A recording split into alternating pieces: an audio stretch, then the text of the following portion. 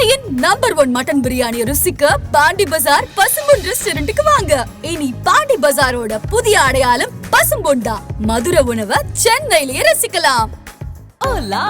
Your dream vacation to Malaysia starts from rupees 24,999 only with GT Holidays, South India's #1 travel brand. Khushbu அவர்கள் பாஜகவில் இருக்காங்க. திடீர்னு அந்த பதவியை ராஜினாமா பண்ணியிருக்காங்க. அண்ணாமலை லண்டன் போகிறாரு. ஸோ அந்த சமயத்தில் ஒரு செயல் தலைவராக குஷ்பு அவர்கள் நியமிக்கப்பட வாய்ப்பு இருக்கா? ஏன் அந்த உறுப்பினர் பதவியை ராஜினாமா பண்ணாங்க சார்? நைனா நாகேந்திரன் டெல்லியில் முகாமிட்டிருக்கிறார். ஒரு 3 மாதத்திற்கு இடைக்கால தலைவராக வரப்போகிறார்னு சொன்னதையே நிறுத்தி வைத்து இருக்கிற அண்ணாமலையுடைய சக்திக்கு முன்னால் திரும்ப குஷ்பு வந்து நிற்பாங்களா? குஷ்பு அவர்கள் ராஜினாமா செய்த விவகாரமே வேற. என்ன சார்? அதாவது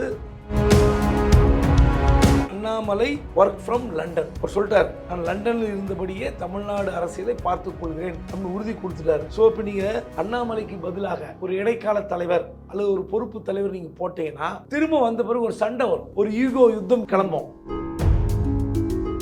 மத்திய அரசுக்கு கண்டனம், ரயில்வே திட்டங்களுக்கு நிதி ஒதுக்காததுக்கு ஒரு கண்டனம், மாநில அரசுக்கு ஒரு சட்டம் ஒழுங்கு சரியில்லைன்னு ஒரு கண்டனம், அப்புறம் மின்சார கட்டணம், சொத்து வரி கட்டணம் போல பல கட்டணங்கள் உயர்த்ததுக்கு கண்டனம். இதை தவிர வேறு எந்த விஷயம் அங்கே நடக்கல. அவசரமாக செயற்குழு கூடினார்கள், அவசரமாக கலைந்து போனார்கள். இந்த விஷயத்தில் எடப்பாடிக்கு என்னன்னா, ஓபிஎஸ் உள்ளே வந்தால் மீண்டும் பாஜக கூட்டணிக்கு அடி போடுவார். உள்ளே அமர்ந்து கொண்டு பாஜகவுடன் இணைந்து கொண்டு உள்ள ஒரு கலகம் செய்வார். அதனால் ஓபிஎஸ்ஐ சேர்க்க மாட்டேன், அவருக்கு வாழ்நாள் தடை தான், நான் இருக்கிற வரை அப்படின்றதுல தெல்ல தெளிவா இருக்கார். கவுன்சிலர் தவறு செய்தால் நீக்கப்படுவார்கள் ஒரு எச்சரிக்கை விடுத்திருக்காரு. நான் என்ன கேட்கிறேன், முதலமைச்சர் ஸ்டாலின் அவர்கள் என்ன செய்திருக்க வேண்டும்? நீக்கி இருக்கணுமா? நீங்க குறைஞ்சபட்சம் நெல்லையில் நடந்திருக்கு ஒரு 20 அந்த ஓட்டு போட்ட மாற்றி ஓட்டு போட்ட அந்த கவுன்சிலை நீக்கி விட்டு இந்த கூட்டம் நடத்தியிருந்தாங்கன்னு வச்சுங்க, இன்னைக்கு தமிழ்நாடு திரும்பி பார்த்துருக்கோம். உதயநிதி அவர்களுக்கு எலிவேஷன் கிடைக்க வாய்ப்பு இருக்கா? அது வந்து படுத்துருமா 27ஆம் தேதிக்குள்ள? எனக்கு தெரிந்தவரை உதயநிதி அவர்கள் துணை முதல்வராக வாய்ப்பில்லை என்று தான் கருதுகிறேன். முதல்வர் அமெரிக்கா முதலீட்டுக்காக போறாங்க. இந்த இடைப்பட்ட காலத்துல அமைச்சரவையில் ஏதாவது மாற்றம் ஏற்பட வாய்ப்பு இருக்காது? செந்தில் பாலாஜி மட்டும் அமைச்சராக வாய்ப்பு இருக்கு. அதை தவிர இருக்கிற அமைச்சரை பதவியில் 2 பேர் டிராப் ஆகிறார்கள் அப்படின்னா புதிய 2 பேருக்கு வாய்ப்பு இருக்கு. அது யாருன்னு இப்போ சொல்ல முடியாது. ஆதம் தமிழர்களுக்கு அன்பு வணக்கம். இன்று நம்மோடு மூத்த பத்திரிகையாளர் திருமிகு குபேந்திரன் அவர்கள். வணக்கம் சார். வணக்கம். தமிழ்நாடு அரசியல் களம் பரபரப்பாக இருக்கு. இன்னைக்கு திமுக அதிமுக 2 கட்சியிலையுமே மாவட்ட செயலாளர் கூட்டம், இன்னொரு பக்கம் வந்து செயற்குழு கூட்டம். இதெல்லாம் தாண்டி ஒரு சிறிய கேள்வி சார். இல்லைனா அது வந்து குஷ்பு அவர்கள் பாஜகவில் இருக்காங்க, தேசிய மகளிர் ஆணையத்தில் உறுப்பினராகவும் இருக்காங்க. திடீர்னு அந்த பதவியை ராஜினாமா பண்ணியிருக்காங்க. அதை பற்றி வெளிப்படையாகவும் வந்து ஓப்பனாக எந்த ஒரு ப்ரீஃபும் அவங்க பண்ணவே இல்லை. என்ன காரணத்துக்காக ராஜினாமா பண்ணியிருக்காங்க? குறிப்பாக தமிழ்நாட்டில் அவங்களுக்கு ஏதாவது குடைச்சல் கொடுக்க போகிறாங்களா, அல்லது அண்ணாமலை லண்டன் போக போகிறாரு, ஸோ அந்த சமயத்தில் ஒரு செயல் தலைவராக குஷ்பு அவர்கள் நியமிக்கப்பட வாய்ப்பு இருக்கா? ஏன் அந்த அந்த உறுப்பினர் பதவியை ராஜினாமா பண்ணாங்க சார்? நீங்கள் பாட்டுக்கு இஷ்டத்துக்கும் பரபரப்பாக இப்படி கிளப்பி விட்டுருவீங்க. பாவம் அப்புறம் அண்ணாமலைக்கு ரொம்ப நெருக்கடி ஆயிடாது அந்த கேள்வியெல்லாம். அதாவது அண்ணாமலை லண்டன் போறார், இடைக்கால தலைவர் நைனா நாகேந்திரன் நியமிக்கப்பட போகிறார்னு எல்லா மீடியாக்களும் பேசிட்டாங்க. யூடியூப் மூல் கொண்டு, எலக்ட்ரானிக் மீடியா கொண்டு, பிரிண்ட் மீடியா வரைக்கும். ஆனால் கடைசியில் அதுவே நிறுத்தி வச்சிட்டார் அண்ணாமலை. அப்போது நைனா நாகேந்திரன் டெல்லியில் முகாமிட்டிருக்கிறார். ஒரு 3 மாதத்திற்கு இடைக்கால தலைவராக வரப்போகிறார்னு சொன்னதையே நிறுத்தி வைத்து இருக்கிற அண்ணாமலையுடைய சக்திக்கு முன்னால் திரும்ப குஷ்பு வந்து நிற்பாங்களா? குஷ்பு அவர்கள் ராஜினாமா செய்த விவகாரமே வேற. என்ன சார்? அதாவது கடந்த ஜூலை மாதம் அந்த மகளிர் ஆணையத்தினுடைய தலைவியாக இருந்த ரேகா சர்மாவுடைய பதவி காலம் முடிந்தது. அந்த அம்மாவுக்கும் ரேகா சர்மாவுக்கும் குஷ்புவுக்கும் சண்டை. ஓகே.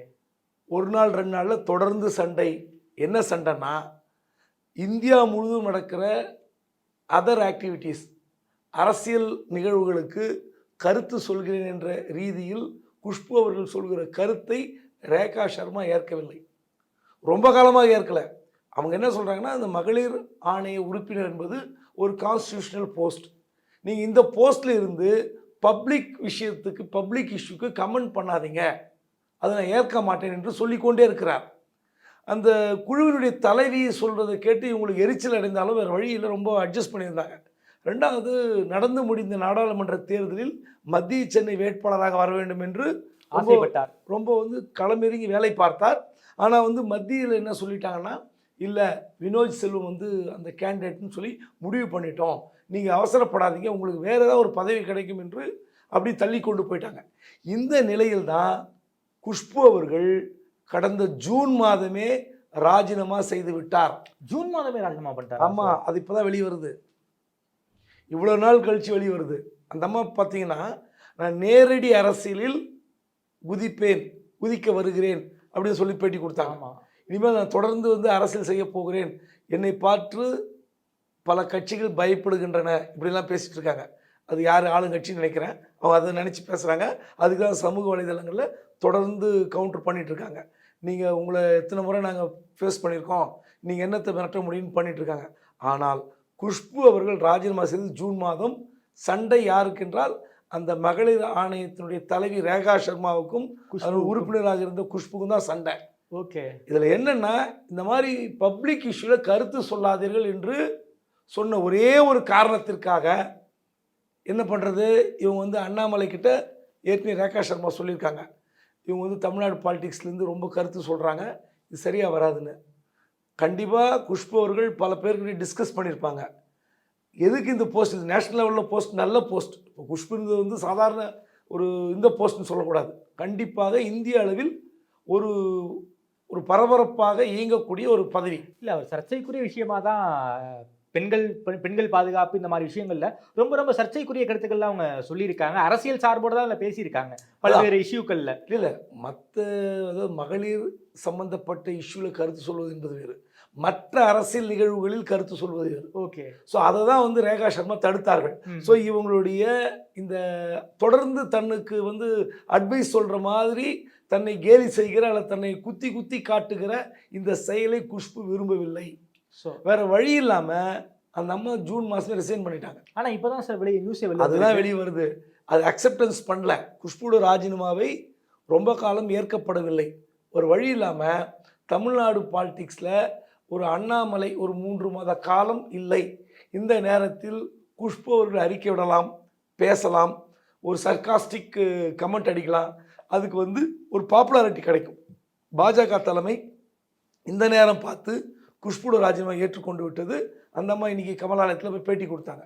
இதை தவிர அண்ணாமலைக்கு இணையாக இல்லை செயல் தலைவர் அல்லது 3 மாத காலம் அவர் இருந்து பொறுப்பை பார்த்துக்கோ, அதெல்லாம் எதுவுமே கிடையாது. ஓகே, எந்த விஷயத்தில் Annamalai work from London. Okay sir, அவர் சொல்லிட்டார், நான் லண்டனில் இருந்தபடியே தமிழ்நாடு அரசியலை பார்த்து கொள்கிறேன் அப்படின்னு உறுதி கொடுத்துட்டாரு. ஸோ இப்போ நீங்கள் அண்ணாமலைக்கு பதிலாக ஒரு இடைக்கால தலைவர் அல்லது ஒரு பொறுப்பு தலைவர் நீங்கள் போட்டீங்கன்னா திரும்ப வந்த பிறகு ஒரு சண்டை வரும். ஓகே, ஒரு ஈகோ யுத்தம் கிளம்பும். அவர் ஒரு பக்கம் சொல்வார், இவர் ஒரு பக்கம் சொல்வார், சண்டை வரும். அதனால் அந்த மாதிரி இடைக்கால பதவியே வேண்டாம் என்று சொல்லிவிட்டார்கள். இதுதான் உண்மை. சார், சமீபத்தில் அண்ணாமலை அவர்கள் வந்து டெல்லிக்கு போயிருந்தாரு. அதே சமயத்தில் வந்து கட்சியினுடைய சில முக்கியமான தலைவர்களும் டெல்லிக்கு போனதாக தகவல். அண்ணாமலை அவர்கள் ராஜினாமா கடிதம் கொடுத்ததாக சில செய்திகளாகவும் நம்ம கேள்விப்பட்டோம். குறிப்பாக அமித்ஷா தமிழ்நாட்டை பொறுத்த வரைக்கும் ஒரு பெரிய அசைன்மெண்ட்டை கொடுத்துருக்காரு. பாஜகவை வீழ்த்தி 3வது இடத்துக்கு கொண்டு போயிட்டு அதிமுகவுக்கான இடத்த பாஜக பிடிக்கணும்னு ஒரு அசைன்மெண்ட் கொடுத்துருப்பதாக தகவல். அது எந்த அளவுக்கு சார் நடந்திருக்கு, என்ன நடந்திருக்கு சார் டெல்லியில்? அதாவது வந்து தேர்தல் முடிந்த பிறகு வழக்கமாக எல்லா மாநில தலைவர்களும் கொடுக்குற ஒரு ராஜினாமா லெட்டர் தான் அண்ணாமலை அவர்களும் கொடுத்தார். எம்பி தேர்தலில் அவரும் வெற்றி பெறவில்லை. அவர் என்னெல்லாம் பஞ்சாயத்து பண்ணார், என்னெல்லாம் பேசினார், என்னெல்லாம் சவால் விட்டார்னு உங்களுக்கு தெரியும். நாங்கள் எத்தனை இடம் ஜெயிப்போம் பாருங்கள். தென் மாவட்டத்துக்கு கீழே திமுக இருக்காது, திராவிட கட்சிகளே இருக்காது அப்படின்னாரு. திமுக அதிமுக எது ஒன்று எடுத்துங்க. ஆனால் என்ன சொன்னார், நாங்கள் எத்தனை இடம் ஜெயிப்போம், 20 இடம், 22 இடம், 27 இடம், 17 இடம். போகிற இடத்துல வர இடத்துல அதிமுக கட்சி இருக்குது, அது கரைந்து போய்விடும். அங்கே இருக்கிற கட்சி வந்து டிடி தினகரன்கிட்ட இருக்கும், இப்படிலாம் பேசினார். அதிமுகவே டிடி தினகரன் கைக்கு போயிடும்னு சொன்னார். அப்படி சொன்னார். இவ்வளோலாம் சொன்ன பிறகு இந்த விவகாரம் தன்னை தாக்கும் என்று அவர் கொஞ்சம் யோசனை பண்ணி தான் தேர்தல் நடந்த சில நாட்களிலே ராஜினாமா லெட்டர் கொடுத்தார். இது உண்மை. ஆனால் அந்த ராஜினாமாத்தை ஏற்றுக்கல, அவர் தொடர்கிறார். இப்போ இவருக்கு என்னென்னா, இவர் டெல்லி போனாலோ இல்லை எங்கே போனாலோ உடனே ஒரு பரபரப்பு கிளம்பும்.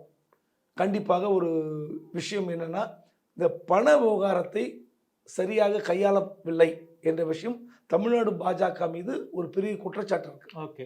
இந்த நயினார் நாகேந்திரன் மாட்டினது மட்டுமல்ல, பல இடங்களுக்கு தேர்தல் நிதி சரியாக போகவில்லை, அந்த பிரச்சனை இருக்கு. தென் சென்னையில் ஒரு மிகப்பெரிய பஞ்சாயத்தாவே மாறுச்சு, எஃப்ஐஆர் வரைக்கும் போணுச்சு. ஆமாம், 3 எஃப்ஐஆர் போட்டாங்க. ஸோ இதனால என்னன்னா, இந்த விஷயங்கள் எல்லாம் எப்படியாவது சரி செய்ய வேண்டும் என்ற ஒரு பிரச்சனை மாநில தலைவர் என்ற முறையில் எல்லாரையும் கலந்து பேசி அரவணைத்து செல்லுங்கள் என்று ஒரு அறிவுரை சொல்லியிருக்காங்க. இது ஒன்று. ரெண்டாவது, நீங்கள் அடுத்த கேள்வி என்னென்னா, அதிமுக 3வது இடத்துக்கு தள்ளிவிட்டு பாஜக 2வது இடத்தை பிடிக்க வேண்டும் அப்படின்னு சொன்னது என்னன்னா, அதிமுகவில் இருக்கிற சில விஐபிகளை, முன்னணி தலைவர்களை எப்படியாவது பாஜகவில் கொண்டு வந்து சேருங்கள் அப்படின்னு ஒரு அசைன்மெண்ட்டு ஏற்கனவே கொடுக்கப்பட்டது. இவர் சொன்னதின் பேரில் நீங்கள் தேர்தல் நேரத்தில் கூட சொல்லியிருப்பார், பாருங்கள் பல தலைகள் எங்கள் கூட கட்சியில் சேரும்னு சொல்லியிருந்தார். ஸோ அந்த அடிப்படையில் யாராவது சேருவார்கள் என்று காத்து கிடக்கிறார்கள். அந்த கோயம்புத்தூர் ஹோட்டலில் யாருமே வரலையா? அதெல்லாம் யாரும் வரல, இவரும் ப்ரெஸ் மீட்டுக்கு போல. ஸோ அதனால் என்னென்னா, அதிமுகவை பின்னுக்கு தள்ளிவிட்டு பாஜக முன்னுக்கு வர வேண்டும் என்று அவர்கள் ஆசைப்படுவது தப்பு இல்லை. அது டெல்லி அசைன்மெண்ட் கொடுத்தாலும் தப்பு இல்லை. ஆனால் அதிமுக அந்த அளவுக்கு மோசமாக இருப்பதாக நான் கருதவில்லை. Okay sir. இன்னைக்கு அதிமுகவில் அவசரமாக ஒரு செயற்குழு கூட்டம் கூடியிருக்காங்க. அது முதல்ல ஒரு மாவட்ட செயலாளர் கூட்டமாக தான் இருந்துச்சு, அவசர செயற்குழுவாக மாறிச்சு. ஊடகங்களில் ஒரு மிகப்பெரிய விவாதம். 2ஆம் கட்ட தலைவர்கள் எடப்பாடிக்கு எதிராக சேரப்போகிறாங்க. இந்த செயற்குழு கூட்டத்தில் ஒரு மிகப்பெரிய பூகம்பம் வெடிக்கும்லாம் சொன்னாங்க. எந்த ஒரு பூகம்பமும் வெடிக்கல. எடப்பாடி கிட்ட தான் இப்போதைக்கு எல்லா அதிகாரமுமே இருக்குது. என்ன சார் நடந்துக்கிட்டு இருக்கு அதிமுகவை பொறுத்த வரைக்கும்? பேய் வருது அந்த கதையாகவே தான் சமீப நாட்களாக தான் டிபேட்ஸ்லாம் போய்கிட்டு இருக்கு. என்னதான் சார் நடந்துக்கிட்டு இருக்கு அதிமுகவுக்குள்ள? இல்லை, நான் ஒரு தெளிவுபடுத்திடுறேன். இப்போ நீங்கள் என்ன கேள்வி கேட்டோன்னே என்ன நினைப்பாங்க மக்கள், நான் ஏதோ சொன்ன மாதிரி நினச்சிப்பாங்க. அதிமுக 2ஆம் கட்ட தலைவர்கள் எடப்பாடிக்கு எதிராக கொந்தளிப்பார்கள், பூகம்பம் வெடிக்கும், அப்புறம் ஓபிஎஸ், டிடிவி, சசிகலா பற்றியெல்லாம் பேசுவார்கள். எந்த விஷயத்தையும் நான் பேசல. ஆனா இப்படி பொது சமூகத்துல எல்லாம் பலர் பேசியிருக்கிறார்கள், பலர் பேட்டி கொடுத்தார்கள். நான் எந்த விஷயத்துல பேட்டி கொடுக்கல. ஆனா இப்படி நியூஸ் இருக்கு, உங்களுக்கு சில இன்சைட் இன்ஃபர்மேஷன் என்னன்னா கேக்குறேன். இது ஆண்டுதோறும் 2 முறை செயற்குழு கூட்டம் நடத்தப்பட வேண்டும். இந்த தகவல் ஜெயக்குமார் இன்னைக்கு பேட்டியில் சொல்லியிருக்காங்க. என்ன சொல்றாங்கன்னா, மாவட்ட செயலாளர் கூட்டத்தை கூட்டுவதற்கு அறிவிப்பு வந்த பிறகு தலைமை அங்கே செயலாளராக இருக்கிற அந்த அலுவலக செயலாளர் மகாலிங்கம் போய் ஒரு நோட் கொடுக்குறார், செயற்குழு நடத்துவதற்கு அந்த தேதி முடிய போகிறது அப்படின்னு. உண்மையிலே செயற்குழு கூட்டம் கூட்ட வேண்டும் என்றால் ஒரு குறைந்தது 15 நாட்களுக்கு முன்பு நோட்டீஸ் கொடுக்கணும். ஆமாம், எல்லாருக்கும் நோட்டீஸ் கொடுத்து கூப்பிடணும். இது அறிக்கை கொடுத்து கூப்பிட்டால்தான் அது முறையான செயற்குழு. இது வேறு வழி இல்லை. ஆனால் அவசர செயற்குழு கூட்டுவதற்கும் வாய்ப்பு இருக்கிறது, அதுக்கு வசதி இருக்குது. ஏன்னா தேர்தல் கமிஷனில் நீங்கள் சொல்லிக்கலாம், இந்த மாதிரி அவசரமாக செயற்குழு கூட்டணும்னு சொல்லிக்கலாம். இது ஒருவேளை நடக்கவில்லை என்றாலும் தப்பு இல்லை, ஒரு ஒரு பேருக்காக நடத்தப்படும், அவ்வளோதான் நடக்கிறது தான். அதனால தள்ளி நடத்தினால் ஒரு விளக்கம் கொடுக்க போகிறாங்க. இந்த நேரத்தில் உடம்பு சரியில்லை, இந்த நேரத்தில் எங்களுக்கு வேறு ஏதோ வேலை இருந்தது, அதனால அவசர செயற்குழு அறிவித்தார்கள். அறிவித்தபடி இன்றைக்கி ஒரு 6-7 தீர்மானம் போட்டாங்க. மத்திய அரசுக்கு கண்டனம், ரயில்வே திட்டங்களுக்கு நிதி ஒதுக்காததுக்கு ஒரு கண்டனம், மாநில அரசுக்கு ஒரு கண்டனம், சட்டம் ஒழுங்கு சரியில்லைன்னு ஒரு கண்டனம், அப்புறம் மின்சார கட்டணம், சொத்து வரி கட்டணம் போல பல கட்டணங்கள் உயர்த்ததுக்கு கண்டனம். இதை தவிர வேறு எந்த விஷயம் அங்கே நடக்கலை. அவசரமாக செயற்குழு கூடினார்கள், அவசரமாக கலைந்து போனார்கள். இதை தவிர ஒரு விஷயமும் உள்ளே நடக்கவில்லை என்பதுதான் என்னோட கருத்து. அதற்கு முன்பாக எடப்பாடி வீட்டில் ஒரு சந்திப்பு நடந்ததாக தகவல். அங்கே ஓபிஎஸ் பற்றியோ சசிகலாவை பற்றியோ பேசவே கூடாது அப்படின்னு சொல்லி தான் அங்கிருந்து செயற்குழு கூட்டத்துக்கே போனதாக ஒரு தகவல். சார், என்ன சார் நடந்துச்சு? இது எல்லாமே ஒரு 10 நாட்களுக்கு முன்பாகவே முன்னாள் அமைச்சர் தங்கமணி மூலமாக சொல்லப்பட்டு விட்டது. ஓகே, அவரை கூப்பிட்டு ஒரு நாள் சொல்லிட்டார், அதாவது கட்சியை பலப்படுத்துவதற்கு நான் தயார், நீங்கள் சொல்கிற ஓபிஎஸ்சியோ சசிகலாவோ டிடிவி பற்றியெல்லாம் நான் கவலைப்படல, அவங்க வந்தால் கட்சி பலப்படும் என்பது நான் ஏற்க மாட்டேன்னு சொல்லிட்டார், தெளிவாக சொல்லிட்டார். ஓகே, அதாவது முன்னாள் அமைச்சர்கள் 6 பேர் சேலத்தில் போய் பேச்சுவார்த்தை நடத்திய பிறகு அவர் யாருக்கும் எதுவும் ஒரு ரியாக்ஷனே பண்ணல, பிடிமானமாக எதையும் சொல்லலை, பார்த்துக்கலாம் விட்டுருங்கன்ட்டார். கடைசியில் ஒரு 10 நாட்கள் முன்பு தங்கமணி அழைத்து சொல்லிவிட்டார், இதுதான் முடிவு, நீங்கள் கட்சியில் இளம் பெண்கள் இளைஞர்களை சேருங்கள், கட்சியை பலப்படுத்துங்கள், அல்ல கட்சியை பலப்படுத்துவதற்கு என்ன திட்டங்கள் ஒன்றாலும் சொல்லுங்கள், நான் செயல்படுத்துகிறேன், நான் ஏற்றுக்கிறேன். ஆனால் ஓபிஎஸ் கூட்டு கட்சியில் சேர்த்தா கட்சி பலப்படும் சொன்னால் நான் ஏற்றுக்க மாட்டேன். அதனால் ஓபிஎஸ்ஸை சேர்ப்பது குறித்து நான் எந்த வித கருத்தும் சொல்ல மாட்டேன். இனிமேல் அதை பற்றி யாரும் பேசவும் கூடாதுன்னு சொல்லிட்டார். ஓகே, இதுதான் விஷயம். அதனால் வந்து இன்னைக்கு நடந்த செயற்குழு கூட்டத்தில் நிச்சயமாக அவர் சொல்லலை, யாருமே கலப்ப தயாராக இல்லை. தென் மாவட்டத்தில் இருக்கிற 1-2 பேர் கேட்பார்கள் என்று ஒரு ஊடகமாக செய்தி சொல்லப்பட்டது. அவர்கள் கூட உள்ளே பேசுனாங்களா இது வரைக்கும் தெரில. நடந்து முடிந்து 2-3 மணி நேரம் ஆச்சு. நாளைக்கு வரைக்கும் தகவல் வரல. யாரும் அந்த மாதிரி சொன்ன மாதிரி செய்திகள் இல்லை. Okay sir. அதிமுகவுடைய மூத்த தலைவர்கள் சிவி சண்முகம் அதே போல் வேலுமணி இவங்க 2 பேருமே எடப்பாடிக்கு எதிராக திரும்பிட்டாங்க, ஒரு மிகப்பெரிய ரிபலாக மாற போகிறாங்க அப்படிங்கிற செய்தி. அதுவும் எதுவும் நடக்கலை. ஏன் சார் திட்டமிட்டு அதிமுகவை நோக்கி இந்த மாதிரியான செய்திகள் தொடர்ச்சியாக பரப்பப்பட்டுக்கிட்டே இருக்கு? இதுக்கு பின்னாடி உள்நோக்கம் எதுவும் இருக்கா? அது குறிப்பாக தென் மாவட்டத்தில் ராமநாதபுரத்தில் ஓபிஎஸ் கிடைத்த ஓட்டும் தேனியில் டிடி தினகரன் கிடைத்த ஓட்டும் மிகப்பெரிய சான்றாக இருக்கிறது. கண்டிப்பாக அந்த இடத்துல வந்து அதிமுக விட இவர்கள் ஏன் ஓட்டு வாங்கினார்கள் அதுக்கு நிச்சயமாக எடப்பாடி பதில் சொல்லி ஆகணும். ஆமாம். ஸோ அந்த அடிப்படையில் கிளறப்படுகிற கேட்கப்படுகிற கேள்வியை தவிர இதில் வந்து வேறு எந்த விஷயமும் இல்லை. அவர் என்ன நினைக்கிறாரு, கூட்டணி பலமாக இல்லை. அவர் சொல்லிட்டார் பேட்டியில், நீங்கள் நினைக்கிற மாதிரி கூட்டணி 2026 அமைப்பேன், அதையும் சொல்லிட்டார். ஸோ பிரச்சனை என்னென்னா, இப்போ மீடியாக்கள் ஆளுங்கட்சி பேச்சு கேட்டுக்கொண்டு பேசுகின்றனன்னு சொல்லிட்டார். நீங்கள் தொடர்ந்து எங்களையே தாக்குறீங்கன்னு சொல்லிட்டார். அதனால் இந்த விஷயத்தில் எடப்பாடிக்கு என்னென்னா, ஓபிஎஸ் உள்ளே வந்தால் மீண்டும் பாஜக கூட்டணிக்கு அடி போடுவார். உள்ளே அமர்ந்து கொண்டு பாஜகவுடன் இணைந்து கொண்டு உள்ள ஒரு கலகம் செய்வார். அதனால் ஓபிஎஸ்ஸை சேர்க்க மாட்டேன், அவருக்கு வாழ்நாள் தடை தான் நான் இருக்கிற வரை அப்படின்றதுல தெளிவாக இருக்கார். ஓகே. மற்றபடி இதில் வந்து எனக்கு தெரிஞ்சு உள்ளுக்குள்ளே வந்து அவர் வந்து முடிவெடுக்கலாம். கட்சி இந்த சின்ன சேதாரம், சின்ன சிராய்ப்பு, ஒரு சின்ன கோடு தான், அந்த விரிசல் தான், அது சரி செய்வதற்கு எடப்பாடியால் முடியும். அவர் நினைக்க மாட்டார். ஆனால் அதுக்காக கீழே இருக்கிற சிவி சண்முகம், வேலுமணி, தங்கமணி, நத்தவசனெல்லாம் போய் கேட்டதெல்லாம் உண்மை. ஆனால் இவர்கள் வந்து போர்க்குரல் கொடுப்பார்கள், போர்க்கொடி தூக்குவார்கள் அப்படிலாம் எதிர்பார்த்த முடியாது. Okay sir. சிவி சண்முகத்துக்கு ஒரு படி கோபம் இருக்கலாம். ஏனென்றால் சின்ன சின்ன விக்கிரவாண்டியில் போட்டிட்டு இருக்குன்ற ஒரு ஆதங்கம் அவருக்கு இருக்கு. ஓகே. அந்த ஆதங்கத்தை வைத்துக்கொண்டு எடப்பாடிக்கு எதிராக சிவி சண்முகம் கலகம் செய்வார். சரி, அவர் மட்டும் குரல் கொடுத்துட்டா எடப்பாடியை வீழ்த்திட முடியுமா? இன்னைக்கு தேதிக்கு நான் ஏற்கனவே சொல்லியிருக்கேன், இன்னைக்கு தேதிக்கு எடப்பாடியை தள்ளி வைத்து விட்டு யாராவது ஒருத்தர் வந்து கட்சி நடத்த முடியுமா? முடியாது. அப்புறம் அதனால் அவருக்கு தெரியும், இந்த வாய்ப்பு தெரியும், நம்மளை நகர்த்திட்டு ஒருத்தரை வந்து கொண்டு வந்து நிறுத்தி கட்சி நடத்துவார்களா? வாய்ப்பே இல்லை. ஓகே. அதனால் தெளிவாக இருக்காரு. இந்த சலசலப்பு, இந்த பூகம்பம், இந்த கலவரம் நடக்கும்னு பேசிக்கொண்டே இருக்க வேண்டியதுதான். அவர் வந்து 2026 எப்படி கூட்டணி அமைக்க போகிறார், அதுவரை இந்த பிரச்சனை ஓடிக்கொண்டிருக்கும்.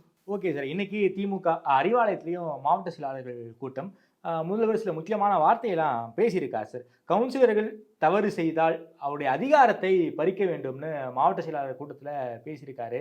சமீபத்தில் 2 மேயர்கள் மாற்றம் பண்ணியிருக்காங்க. உள்ளுக்குள்ளே அந்த அளவுக்கு பிரச்சனை இருக்குது. நெல்லையில் போட்டி வேட்பாளருக்கு ஆதரவாக திமுக கவுன்சிலர்களே ஓட்டு போட்டிருக்காங்க. அந்த அளவுக்கு கவுன்சிலர் அட்ராசிட்டி இருக்கா சார் தமிழ்நாட்டில்? அதை ஏன் வந்து திமுக இன்னமும் கண்ட்ரோல் பண்ணாமல் இருக்காங்க? ஃபார் எக்ஸாம்பிள், நம்ம இங்கே காஞ்சிபுரத்தில் ஒரு மிகப்பெரிய பிரச்சனை, அதை ஈஸியாக டேக்கிள் பண்ணிட்டாங்க. தமிழ்நாடு முழுக்க இந்த பிரச்சனை இருப்பதாகவே தெரியுது. இது ஆளுங்கட்சிக்கு, ஏன்னா லோக்கல் பாடி இல்லை இருக்கக்கூடிய அட்ராசிட்டி பப்ளிக் கிட்ட ரொம்ப அதிகமாக கெட்ட பேரை சம்பாதிக்கிறாங்க. திமுகவுக்கு ரொம்ப ரொம்ப கெட்ட பேராக போய் முடியுங்கிற ஐபி நோட்லாம் போயிருக்குன்னு சொல்கிறாங்க. ஏன் சைட் நம்ம சாட்டை எடுக்காமல் இருக்காரு?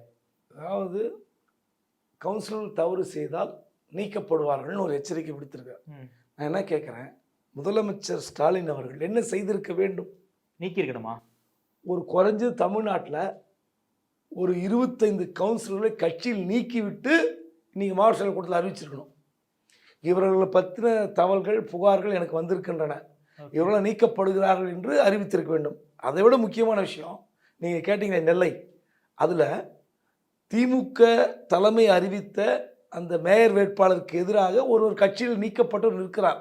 அவருக்கு பரிந்துரை செய்தவர் திமுக கவுன்சிலர். அவருக்கு வந்து ஒரு முதல்ல என்டாஸ் பண்ணோம்ல. ஆமாம், வழிமொழிந்து வழிமொழி வருது. முன்மொழிந்து வழிமொழிது ஒன்று. முன்மொழிந்த அந்த திமுக கவுன்சிலர் யார்? ஏன் அவரை நீக்கல?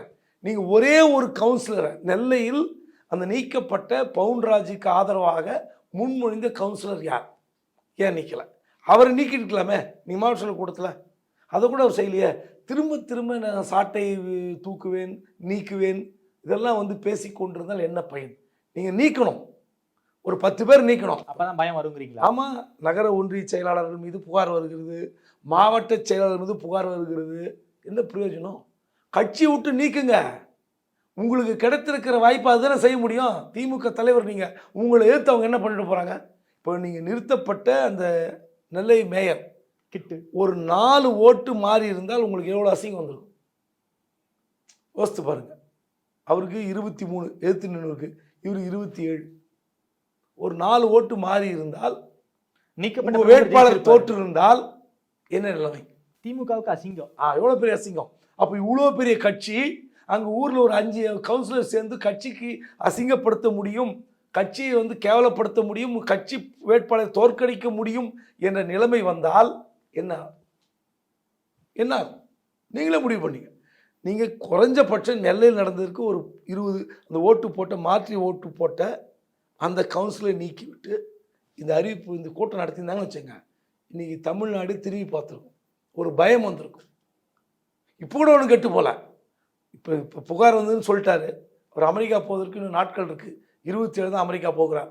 அதற்குள் ஒரு தமிழ்நாடு முழுவதும் நெல்லையில் கலகம் செய்தவர்கள், கோவையில் கலகம் செய்தவர்கள், காஞ்சிபுரத்தில் கலகம் செய்த எல்லா கவுன்சிலரும் ஒரு 20-30 கவுன்சிலர் நீக்குங்க.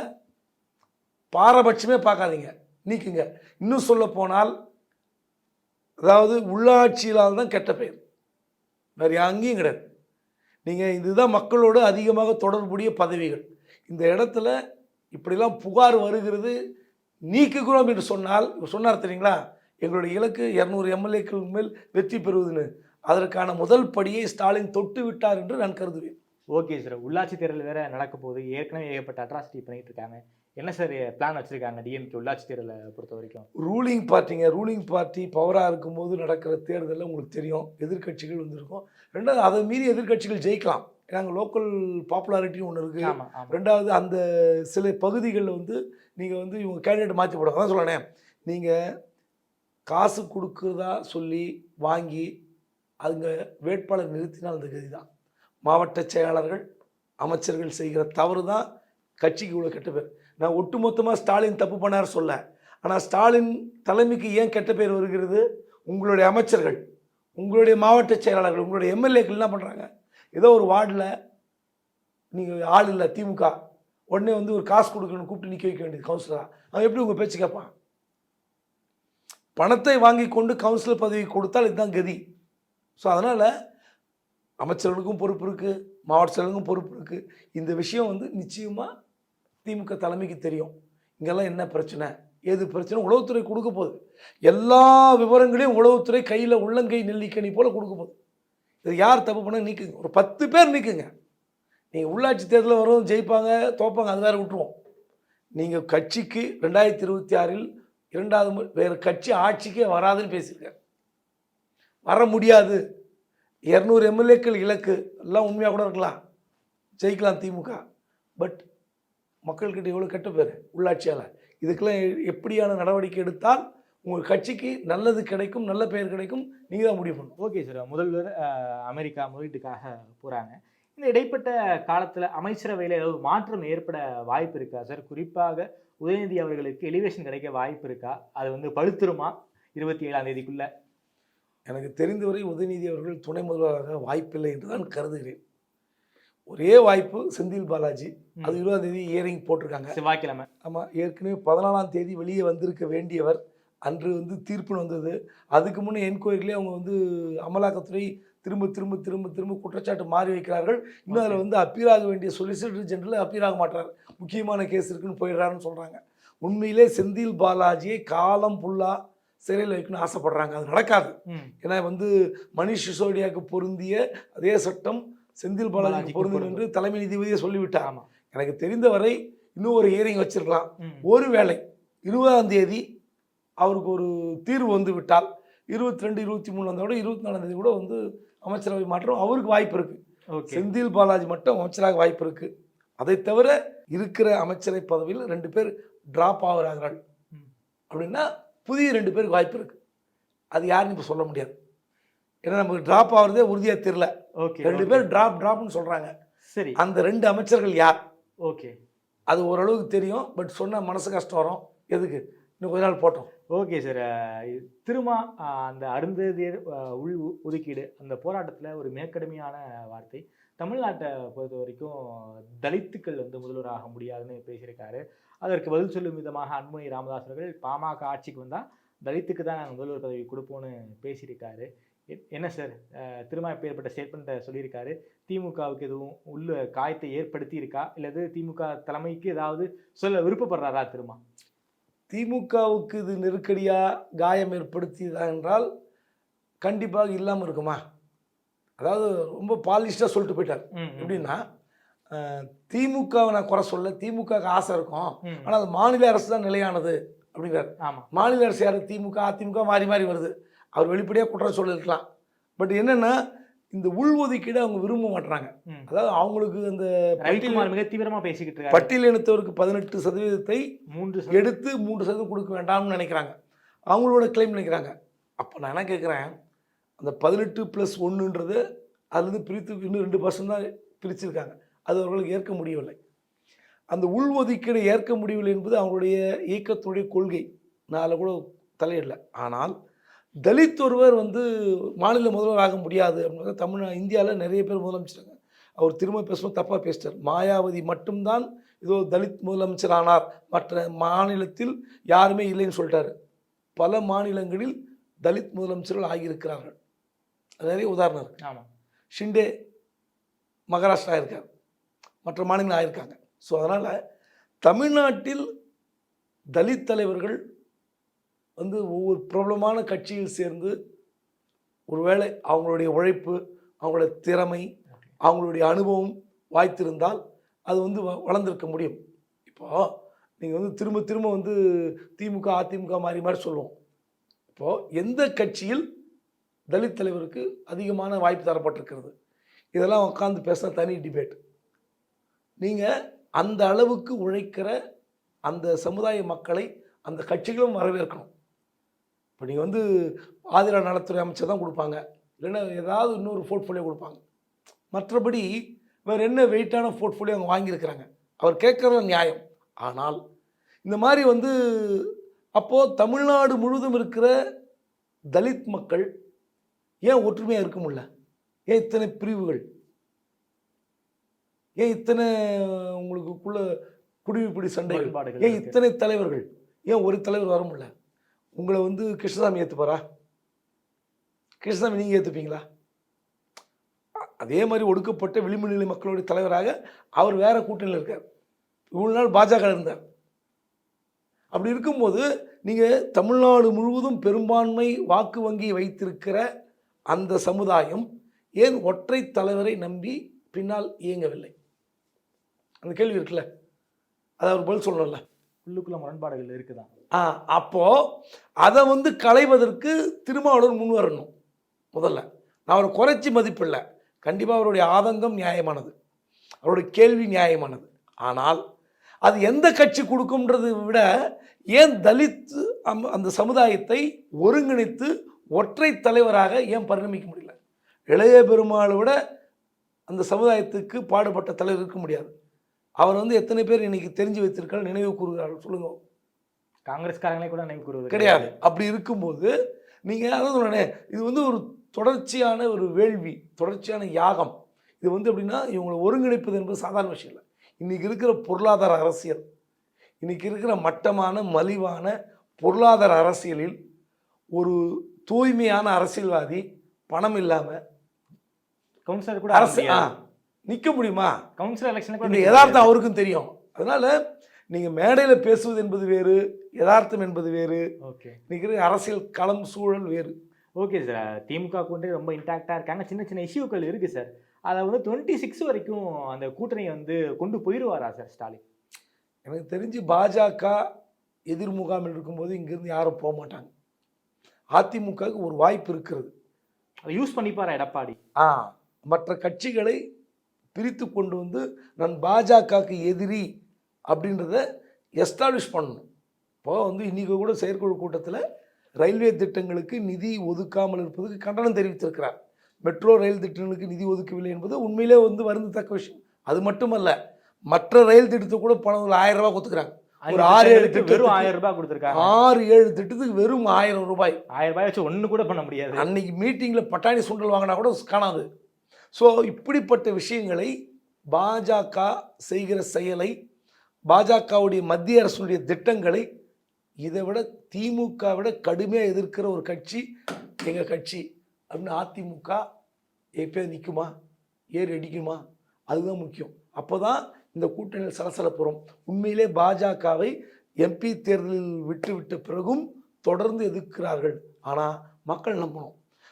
பாஜகவை எதிர்க்கிறார்கள் என்றால் அது திமுக காங்கிரஸ் கூட்டணி, அது திமுக மட்டும்தான்ற மாதிரி ஒரு தோற்றம் இருக்குது தமிழ்நாட்டில்.